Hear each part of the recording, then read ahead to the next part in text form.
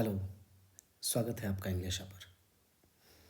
आइए आज हम इस वीडियो में सीखते हैं एक्टिव वॉइस और पैसिव वॉइस। मैं आपको बहुत आसान तरीके से बताऊंगा। सिर्फ एक ही तरीके को जानकर आप सारे एक्टिव वॉइस को पैसिव वॉइस में चेंज कर सकते हैं। क्या ऑब्जर्वेशन है, चलिए इसको समझते हैं। और मैं गारंटी से कहता हूँ, कोई भी एक्टिव वॉइस का क्वेश्चन आ जाए आपको, आप उसे आसानी से पैसिव वॉइस में चेंज कर सकते हैं। सिंपल बातें हैं, इसको देखिए और समझिए। सो एक्टिव टू हम पैसिव में जा रहे हैं। यहाँ पर हम डायग्राम देख रहे हैं। मैं जो जो बताऊंगा सिर्फ आपको उसी बात पर ध्यान देना है। हमें एक्टिव को चेंज करना है पैसिव वॉइस में, करेक्ट, यानी पैसिव में। पैसिव में हम क्या ऑब्जर्व करते हैं? सबसे पहले तो पैसिव वॉइस में होता है V3 और V3 से हमेशा पहले होता है बी फॉर्म। बस इतनी ही बात को समझनी है मेनली। और अगर आपका टेंस ठीक है तो बहुत आसान हो जाएगा। थोड़ा सा सब्जेक्ट और ऑब्जेक्ट का कॉन्सेप्ट ले लीजिएगा, आसान है पैसिव वॉइस। तो पैसिव वॉइस की आत्मा है, पैसिव वॉइस की जान है। पैसिव वॉइस का यही स्ट्रक्चर है, क्या कि उसमें V3 का इस्तेमाल होगा और V3 से हमेशा पहले बी फॉर्म ही इस्तेमाल होगा। बस ऐसा है तो पैसिव वॉइस है। अब हम जान लें कि बी फॉर्म आखिर किसे कहते हैं। ये बी फॉर्म क्या क्या है? तो बी फॉर्म यानी कि बी की फैमिली होती है इज़, एम, आर। मैं आगे भी वीडियो में बताऊंगा। प्रेजेंट में हो गया, पास्ट में है वॉज और वर, और किसी भी टाइम में जो इस्तेमाल होगा वो होगा बी, बीन और बीइंग। आप देखिएगा, बस 2-3 जानकारी से आप पूरा का पूरा बना पाएंगे। ये किस में है? प्रेजेंट टाइम में। वॉज वर किस में है? पास्ट टाइम में। ये किस में है? कोई भी टाइम यानी एनी टाइम। अब थोड़ा बी फॉर्म को देख लें V1 V2 के रूप में। बी फॉर्म को अगर हम लिखना चाहें V1 में, V2 में, V3, V4 और V5, क्योंकि किसी भी वर्ब के यही 5 फॉर्म्स होते हैं। तो बी फॉर्म है बी खुद, और इसका स्पेशल फॉर्म है आर। ध्यान रखिएगा, बी है जनरल फॉर्म और ये आर जो है ये है स्पेशल फॉर्म। बी फॉर्म का सेकंड फॉर्म है वॉज और वर। बी का थर्ड फॉर्म होता है बीन। बी का फोर्थ फॉर्म है बीइंग, क्योंकि फोर्थ फॉर्म में आईएनजी लगा होता है, तो बी में हमने आईएनजी लगा दिया। और बी का फिफ्थ फॉर्म है इज या एम, इज या एम। क्यों ऐसा होता है? क्योंकि V1 है प्लूरल यानी बहुवचन, तो आर भी है प्लूरल यानी बहुवचन, तो बहुवचन को हम बहुवचन के नीचे लिखेंगे। यही कारण है कि आर V1 के नीचे होता है। और V5 है सिंगुलर, एक वचन क्रिया में, और इज और एम भी है एक वचन, सिंगुलर है। इसलिए इज एम सिंगुलर होने के कारण V5 के नीचे आता है। आगे हम कई क्वेश्चंस देखेंगे। अब चलिए हम समझेंगे क्या क्या है। हमें किस में चेंज करना है? पैसिव में। किसको? एक्टिव को, करेक्ट। मैं कुछ बातें बताता हूँ। एक्टिव वॉइस में सब्जेक्ट होगा, वर्ब होगा और ऑब्जेक्ट होगा। पैसिव में इसी हमें एक्टिव को चेंज करना है। ये ऑब्जेक्ट बन जाएगा सब्जेक्ट, और एक्टिव वॉइस का जो सब्जेक्ट है वो पैसिव में क्या बन जाएगा? ऑब्जेक्ट। ये हमेशा होता है। और ये जो वर्ब है ना, ये मेन चीज़ है। इसी वर्ब को हम तोड़ेंगे हमेशा 2 फॉर्म में। एक तो V3 में, और V3 से पहले क्या होगा? चूँकि हम पैसिव वॉइस में जा रहे हैं, पैसिव वॉइस की जान है V3 प्लस बी फॉर्म, यानी V3 से पहले क्या होगा? यही बी फॉर्म। बी फॉर्म कहने का क्या अर्थ हुआ? कि यहाँ पर इज़ एम आर, या तो ये चेहरे दिखेंगे, या तो वॉज वर दिखेगा, या तो हमें क्या दिख सकता है, बी, बीन और बीइंग। इतने से ज़्यादा कुछ नहीं दिखेगा। यानी हमें पैसिव वॉइस में वर्ब के रूप में इतने ही चेहरे दिखने चाहिए। सब्जेक्ट के बाद यही, इसमें से कोई एक, कोई V3 होगा और ऑब्जेक्ट होगा। एग्जाम्पल लेते हैं कि हमारे पास मान लें इज़ गिविंग दिया है। ध्यान से समझिएगा, किस में, एक्टिव में। हमें किस में जाना है, पैसिव में। तो हमें दो ही चीज़ मेंटेन करनी है, एक तो टाइम और दूसरा टेंस। करेक्ट। हेल्पिंग वर्ब जो होता है वो टाइम बताता है और मेन वर्ब जो होता है वो टेंस बताता है। मेरा सीधा सा यही कॉन्सेप्ट है और इसी को समझकर आप पूरा टाइम टेंस समझ सकते हैं। एक्टिव और पैसिव में दो चीज़ें नहीं बदलती हैं, टाइम और टेंस। एक्टिव में जो टाइम होगा वही टाइम होगा पैसिव में, और एक्टिव में जो टेंस होगा वही टेंस होगा पैसिव में। बस एक्टिव वॉइस और पैसिव वॉइस क्या है, maintenance of time and tense. Time और टेंस का मेंटेनेंस है बस। बड़े इत्मीनान से इसको समझिए, बहुत इजी है। इससे होता है टाइम प्रेजेंट। तो हम नीचे भी अगर देखिए, एक्टिव में इज़ एम आर का जिक्र हो, इज़ एम आर की फैमिली का जिक्र हो, तो पैसिव में भी इज़ एम आर की फैमिली का जिक्र होगा। अगर एक्टिव में वॉज वर की फैमिली का जिक्र हो तो नीचे भी वॉज वर की फैमिली का ही जिक्र होगा। अगर एक्टिव में हैज़, हैव, हैड का जिक्र हो तो नीचे पैसिव में भी हैज़, हैव, हैड की फैमिली का ही जिक्र होगा। ये सबसे पहले मेंटेन करना है। क्यों, हेल्पिंग वर्ब अगर मेंटेन हो गया तो टाइम मेंटेन हो गया, और एक्टिव और पैसिव में टाइम और टेंस नहीं बदलते हैं। इसीलिए एक्टिव वॉइस और पैसिव वॉइस बहुत आसान है। इज़ लिखा है तो यहाँ क्या क्या संभावनाएं हैं, या तो इज़, या तो एम, या तो आर। क्यों, इज़ एम आर की फैमिली है ऊपर लिखी हुई इज़, तो हम तीनों को सोचेंगे इज़ एम आर। वो तो हमारा सब्जेक्ट तय करेगा कि सब्जेक्ट अगर सिंगुलर रहा तो इज़ हो जाएगा, सब्जेक्ट अगर हमारा प्लूरल रहा तो आर हो जाएगा, और सब्जेक्ट अगर आई रहा तो एम हो जाएगा। समझ गए बात? यहाँ हम तीनों ही सोचेंगे।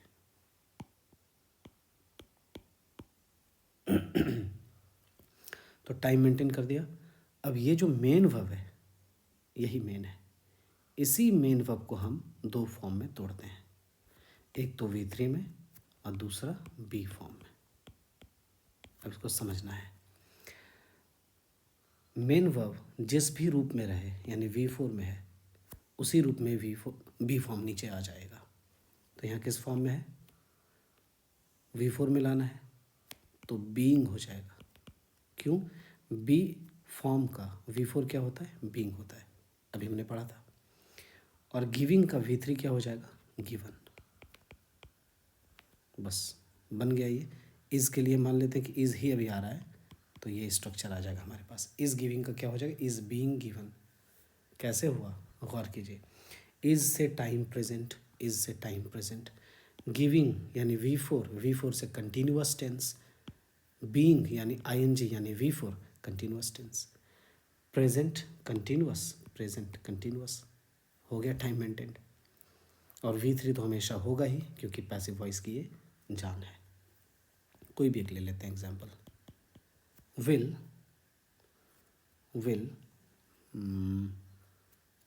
राइट, सपोज कि वह लिखेगा कुछ, okay, he will write.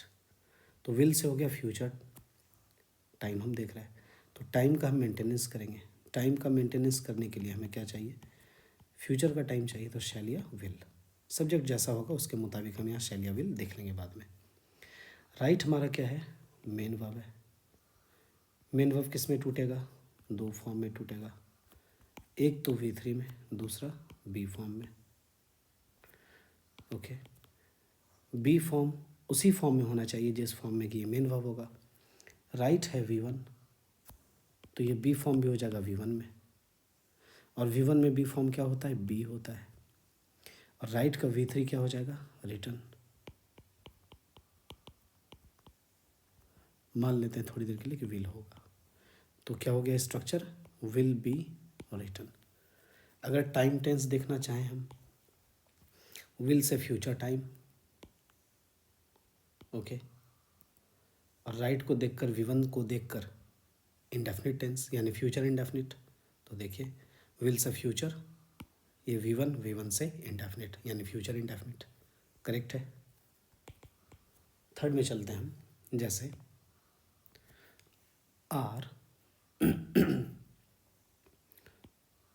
Replacing, मान लेते हैं कोई इंसान है या बहुत सारे लोग हैं, वो कोई चीज़ रिप्लेस कर रहे हैं, तो आर के नीचे आर या इज़ या एम, ये यहाँ सब्जेक्ट डिपेंड करेगा, जैसा सब्जेक्ट वैसा हम यहाँ पर वर्ब लेंगे।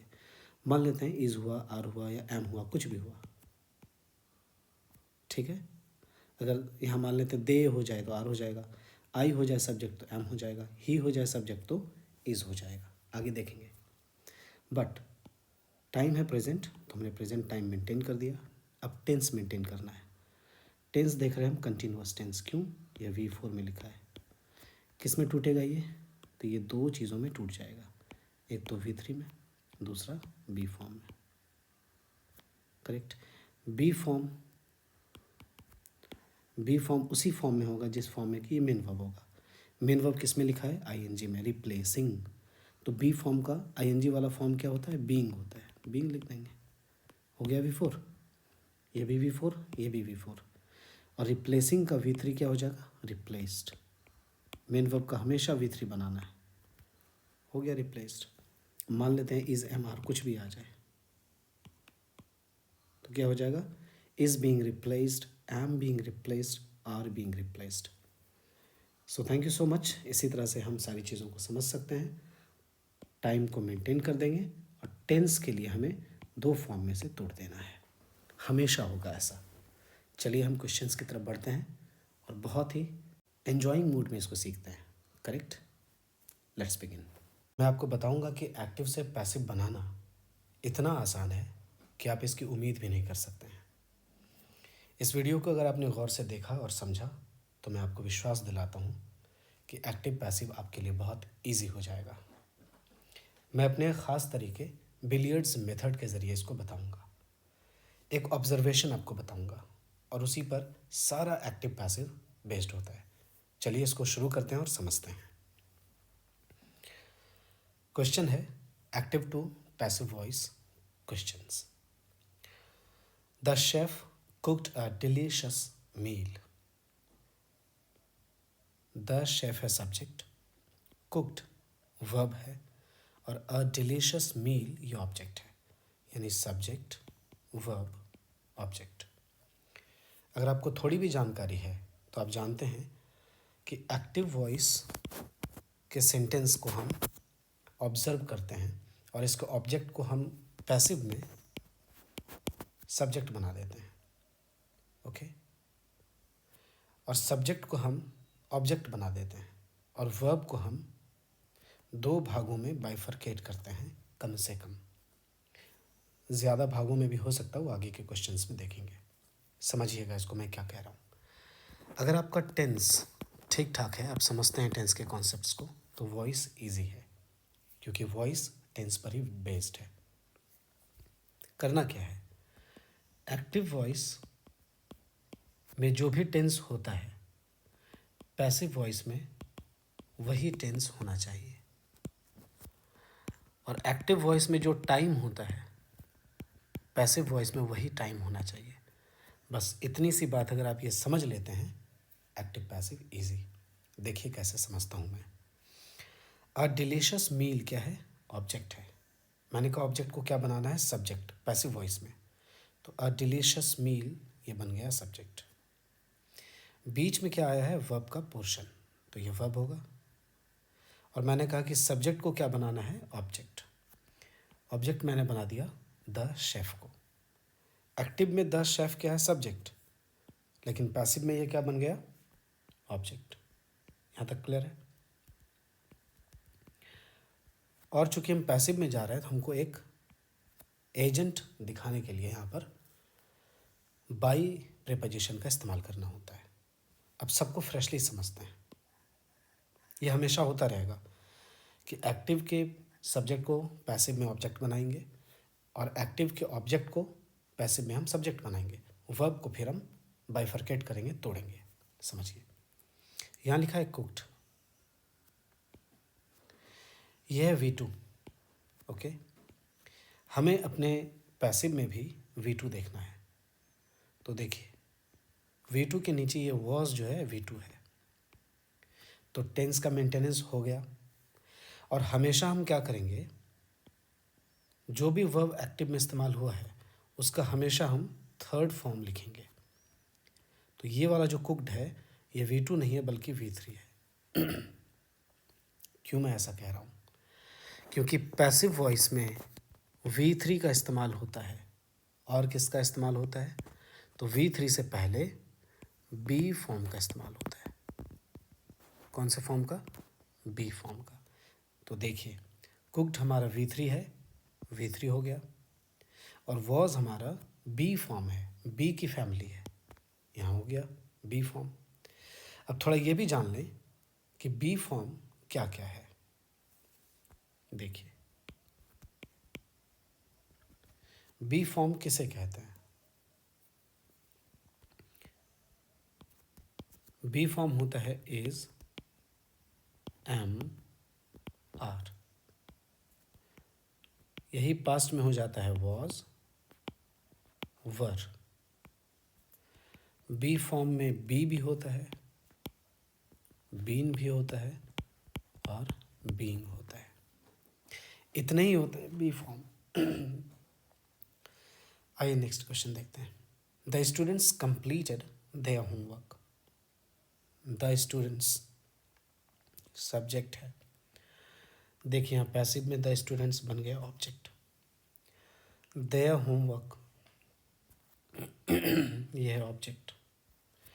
तो यहाँ पर देयर होमवर्क नहीं लिखेंगे बल्कि होमवर्क ख़ास है ना, तो इसको हम सब्जेक्ट के रूप में द होमवर्क लिखेंगे।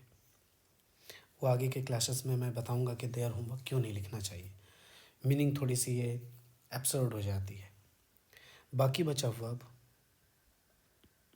तो वर्ब के लिए हम वर्ब लिख रहे हैं यहाँ पर। बट वर्ब को सोचेंगे हम ज़रा, ये कंप्लीटेड है V2, तो क्या V2 के लिए हमने V2 लिखा है ये देखना है, तो हाँ लिखा है V2। और कंप्लीटेड V2 है, पैसिव में क्या बन जाएगा, ये V3 बन जाएगा। तो कंप्लीटेड का V3 कंप्लीटेड ही होता है। तो कंप्लीटेड दो भागों में टूट गया। एक तुमको V3 तो चाहिए ही, पैसिव की चूँकि ये जान है, पैसिव की ये पहचान है, तुमने V3 लिख दिया। और V3 से हमें जस्ट पहले क्या चाहिए भाई, तो एक बी फॉर्म चाहिए। बी फॉर्म यहाँ से हम चुन लेंगे इज, एम, आर से या वॉज, वर से या बी, बीन, बीइंग से, कौन सा होगा इनमें से। तो चूँकि यहाँ पर हमारे पास V2 है तो हमें बी फॉर्म भी V2 में ही लिखना है। यही टेक्निक है, इतना आसान है एक्टिव और पैसिव। जिस भी फॉर्म का वर्ब हो एक्टिव वॉइस में लिखा हुआ, जिस भी फॉर्म का हो, उसी फॉर्म का हमें पैसिव वॉइस में भी वर्ब लिखना है। This is the main philosophy of active and passive voice. आइए अगला बनाते हैं सेम फिलॉसफी से। The police arrested the thief. The police subject, active में ये सब्जेक्ट है, पैसिव में देखिए क्या बन गया, ऑब्जेक्ट बन गया। द थीफ यहाँ ऑब्जेक्ट है, तो ये पैसिव में क्या बन गया, सब्जेक्ट, द थीफ। और अरेस्टेड, अरेस्टेड है V2। V2 के लिए हम दो भागों में इसको तोड़ेंगे, एक तो V2 खुद यानी कि बी फॉर्म, और इस अरेस्टेड का V3। मेन वर्ब का हमेशा V3 होगा, ध्यान रखिएगा। तो अरेस्टेड का V3 अरेस्टेड ही होता है। The police arrested the thief, police ने चोर को पकड़ा। The thief was arrested by the police, और ये बाई क्या है, प्रीपोजिशन है एजेंसी दिखाने के लिए। तो यहाँ पर एजेंट कौन है, यही है, द पुलिस ही है एजेंट। आप कहेंगे क्या द पुलिस लिखना इंपॉर्टेंट है? नहीं, द थीफ वॉज अरेस्टेड यही काफ़ी है। हम इतनी बातें नहीं लिखेंगे, ये एरर हो जाएगा। मैंने जानकर लिखा ऐसा ताकि आपको मैं ये समझा सकूं। बाय द पुलिस अब क्यों नहीं लिखेंगे? क्योंकि हमें पता है कि चोर को कौन पकड़ती है? पुलिस पकड़ती है। इसलिए जो बात बिल्कुल पता हो सबको, उसको हम एजेंट के तौर पर नहीं लिखते हैं, यानी बाय द पुलिस नहीं लिखेंगे। ओके, सिंपली कहेंगे the thief was arrested. Hindi में भी तो हम ऐसा ही बोलते हैं, चोर पकड़ा गया। हम ऐसा कहाँ बोलते हैं कि चोर पुलिस के द्वारा पकड़ा गया? इतना वर्णन नहीं करते। क्यों नहीं करते? क्योंकि ये सभी जानते हैं चोर को पुलिस ही पकड़ती है। चोर को पकड़ने का काम पुलिस का ही है। इसलिए ऑब्वियस बात है। ऑब्वियस मतलब पता, ऑब्वियस मतलब क्लियर, स्पष्ट। Next, the teacher explains the topic clearly. शिक्षक टॉपिक को बहुत अच्छे से समझाते हैं। द टीचर सब्जेक्ट, पैसिव में आएंगे तो ये बन जाएगा ऑब्जेक्ट। क्या समझाते हैं? द टॉपिक, क्या का जवाब जो मिले वो ऑब्जेक्ट। यही ऑब्जेक्ट पैसिव में क्या बन जाएगा? सब्जेक्ट। क्लियरली ये एडवर्ब है, वो वर्ब के साथ चलेगा। तो देखिए क्लियरली यहाँ पर वर्ब के साथ चला है। वर्ब के बारे में जो विशेष बताए वो एडवर्ब। अब यहाँ आता है एक्सप्लेन्स। एक्सप्लेन्स क्या है? V5 है। तो V5 है तो इसके लिए हमें क्या देखना होगा?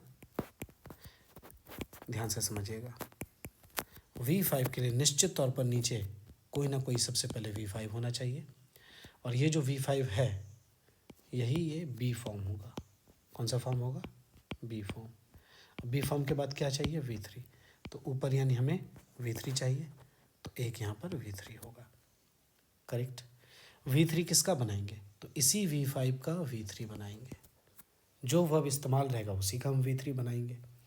तो एक्सप्लेन्स का V3 क्या होता है? एक्सप्लेन्ड। देखिए हमने लिखा है ना, ये V3। और V3 से हमें हमेशा पहले क्या चाहिए? एक B फॉर्म चाहिए। ये तो पैसिव है, हमेशा होगा ऐसा। तो देखिए एक्सप्लेन्स है V5 में, तो इस भी किस में है? V5 में। करेक्ट। तो the topic is explained clearly by the teacher. Topic बहुत अच्छे तरीके से बताई गई है या बताई जाती है शिक्षक के द्वारा। एक्सप्लेन्स V5, तो हम इज भी लिखेंगे V5 में। अब आपको लग रहा है ये V5 हुआ कैसे? यहाँ समझते हैं। देखिए B फॉर्म का भी ना फॉर्म होता है, V1, V2, V3, V4 and V5।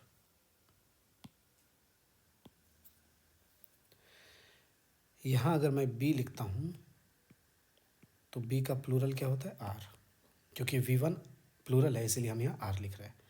V2 क्या हो जाएगा? वॉज और वर। V3 क्या होगा? बीन। V4 क्या होगा? बीइंग। और V5 हो जाएगा इज और एम।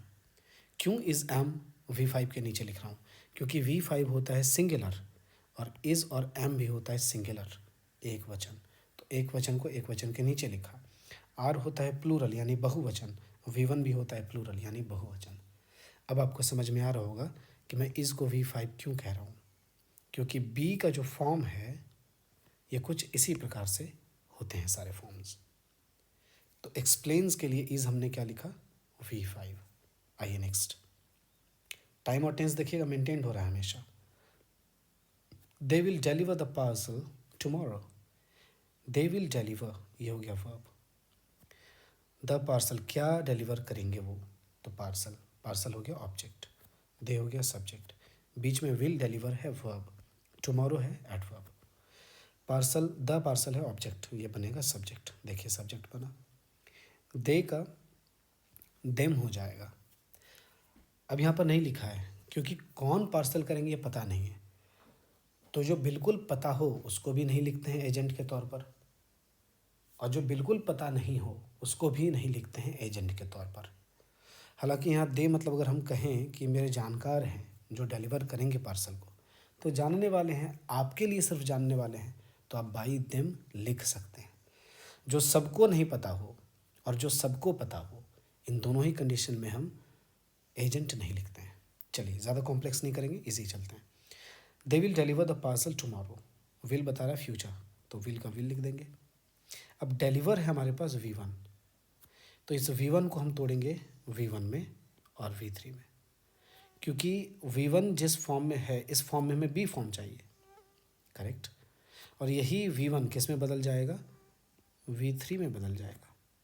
तो देखिए दो भागों में बट गया, डिलीवर का V3, डिलीवर्ड V3, और डिलीवर के नीचे हमें क्या लिखना होगा, V1, लेकिन V3 से जस्ट पहले क्या होना चाहिए, यहाँ पर B फॉर्म होना चाहिए, तो यही हमारा B फॉर्म होगा। अब आप गौर कीजिए कि V1, ये जो मैं फॉर्म लिखा हूँ सारा, यहाँ पर V1 के तौर पर क्या है हमारे पास, एक B है, दूसरा R है। अब बात आएगी कि R यहाँ क्यों नहीं लिख सकती, ये भी तो V1 है, इसलिए नहीं लिखेंगे कि शैल और विल के बाद जो है ना वो V1 में लिखा जाता है, और V1 जो फॉर्म है हमारा वो B खुद V1 है। R तो इसका स्पेसिफिक फॉर्म है, स्पेशल चेहरा है, स्पेशल चेहरा नहीं लिखेंगे हम। कभी आपने सुना है कि आई शैल बी वेटिंग, तो इसकी जगह पर हमने कभी बोला हो आई शैल एम वेटिंग, तो शैल विल के बाद एम इज़ आर ये सब इस्तेमाल नहीं होता है, ओके। आपने सुना होगा will be delivered, will be waiting, will be done, shall be delivered, will be, shall be, ये स्टाइल है। क्यों, क्योंकि शैल विल के बाद V1 होना चाहिए और B खुद V1 है, इसीलिए B होगा यहाँ। आइए next. She has written a letter to her friend, has written, क्या लिखा, अ लेटर, ऑब्जेक्ट, ऑब्जेक्ट क्या बन जाएगा, सब्जेक्ट। शी क्या है, सब्जेक्ट, सब्जेक्ट क्या बन जाएगा, ऑब्जेक्ट। यहाँ ये वाला हर है शी के लिए, ये है ऑब्जेक्ट, और ये है टू हर फ्रेंड, तो ये है यहाँ पर to her friend, to her friend भी ऑब्जेक्ट है। अभी मैं डायरेक्ट ऑब्जेक्ट और इनडायरेक्ट ऑब्जेक्ट में नहीं जाऊँगा, आप सिंपली समझ लें ऑब्जेक्ट है। एक ये ऑब्जेक्ट है और ये एक दूसरा ऑब्जेक्ट है, इसको O1 O2 लिख देते हैं। हैज़ रिटन, यहाँ गौर कीजिए, हैज़ बता रहा है टाइम है प्रेजेंट, तो हम टाइम को प्रेजेंट ही रखेंगे पैसिव में, और हैज़ हैव की बात हो रही होगी तो हम हैज़ हैव के परिवार की ही बात करेंगे, नीचे भी। ऊपर इज़ एम आर की बात हो रही होगी तो नीचे पैसिव में भी इज़ एम आर की फैमिली की ही बात करेंगे, ओके। हैज़ है तो नीचे हमने हैज़ लिखा, हैज़ से टाइम प्रेजेंट, तो यहाँ भी हैज़ से टाइम प्रेजेंट, टाइम मेंटेन हो गया, अब टेंस मेंटेन करना है। हैज़ के बाद जो वर्ब होता है वो V3 में लिखा होता है, ये हमें जानना पड़ेगा। हैज़ के बाद जो भी वर्ब होगा इंग्लिश में वो V3 में ही होगा। V3 में ये खुद लिखा है, V3 किस में टूटेगा, तो एक तो खुद ये V3 में टूटेगा, दूसरा इसका मेन फॉर्म भी V3 में ही टूटेगा। क्यों, पैसिव में V3 तो चाहिए ही, तो रिटर्न V3 में है, रिटर्न ही लिख दिया, और इस V3 से यहाँ पहले हमें क्या चाहिए, एक B फॉर्म चाहिए, ये हमेशा हमने देखा है। लेकिन B फॉर्म कौन से रूप में लिख दूँ, तो ये मेन फॉर्म जिस रूप में लिखा रहेगा उसी रूप में इसे हम लिखेंगे। तो V3 के फॉर्म में B का फॉर्म क्या होता है, बीन होता है, तो देखिए जिस फॉर्म में ये उसी फॉर्म में बीन V3, कोई दिक्कत। लेकिन अगर हम देखें पैसिव की खूबसूरती तो हमने V3 लिखा है और B फॉर्म लिखा है, ये बिल्कुल करेक्ट है।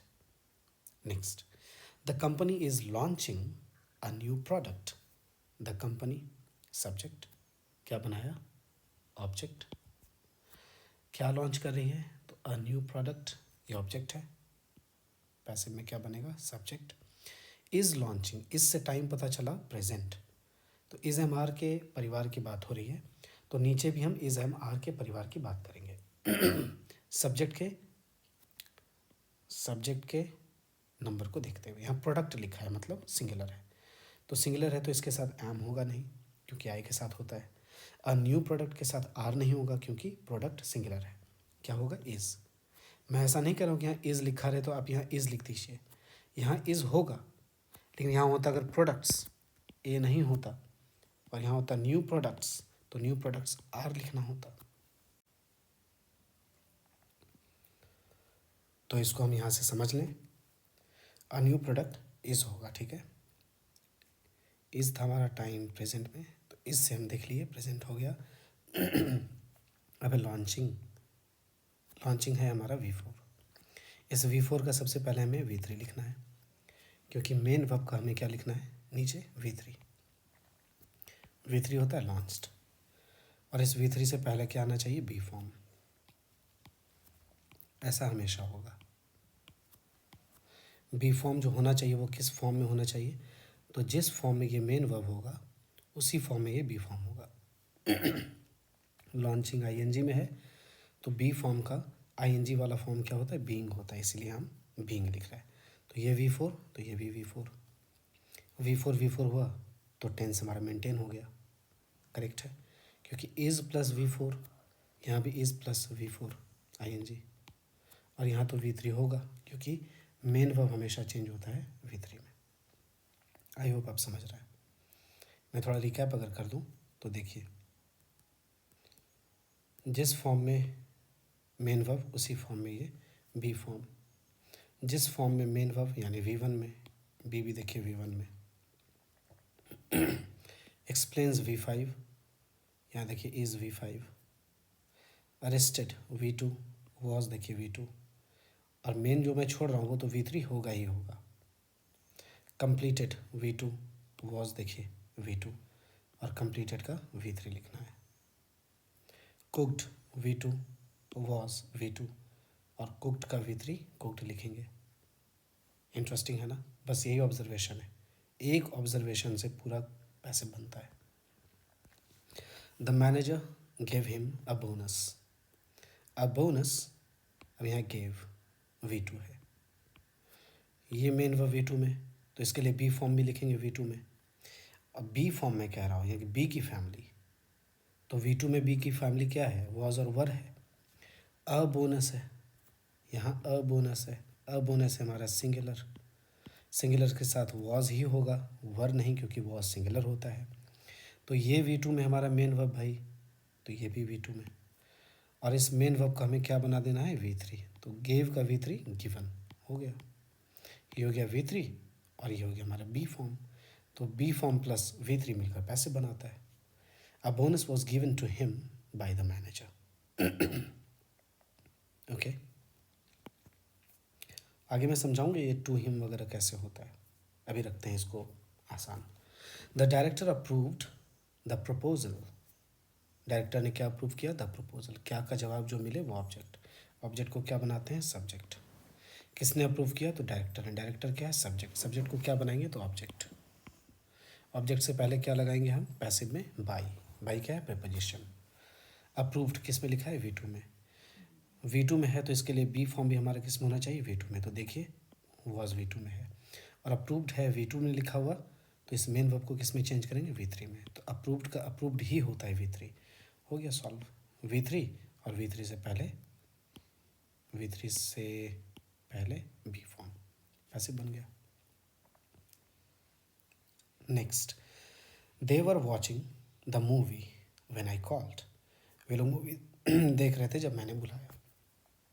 वर वॉचिंग, वर है पास्ट में लिखा हुआ, वॉज वर की बात हुई, हम भी नीचे वॉज वर की बात करेंगे। दे वर वॉचिंग, क्या देख रहे थे, द मूवी, मूवी कितनी, तो एक ही है, एक ही है, सिंगुलर है, सिंगुलर के लिए क्या होगा, सिंगुलर वर्ब होगा, और यहाँ पर वॉज वर की बात हो रही है, उसी की फैमिली की बात है, तो हम भी नीचे वॉज वर की ही बात करेंगे। तो द मूवी के साथ वर तो होगा नहीं, वॉज होगा। अब क्या बचता है, ING, main verb, main verb हमेशा टूटता है बी फॉर्म और V3 में, तो आईएनजी में लिखा हुआ हमारा मेन वर्ब है, तो इसके लिए जो हम बी फॉर्म लिखने वाले हैं वो भी आईएनजी में होना चाहिए। तो हमने किस में लिखा है इसे, V4 में, आईएनजी में, क्योंकि वॉचिंग भी हमारा V4 है, तो इसके लिए बी फॉर्म भी V4 होगा, सेम फॉर्म होगा, तभी तो टेंस मेंटेन होगा। और वॉचिंग मेन वर्ब है तो मेन वर्ब हमेशा V3 में भी टूटता है, बी फॉर्म में टूटता है और V3 में टूटता है, तो वॉचिंग का V3 वॉच्ड, इस तरह से पैसिव ख़त्म होता है। This is so easy, if you really want to understand it, in the next video I'll definitely come with 10 more questions.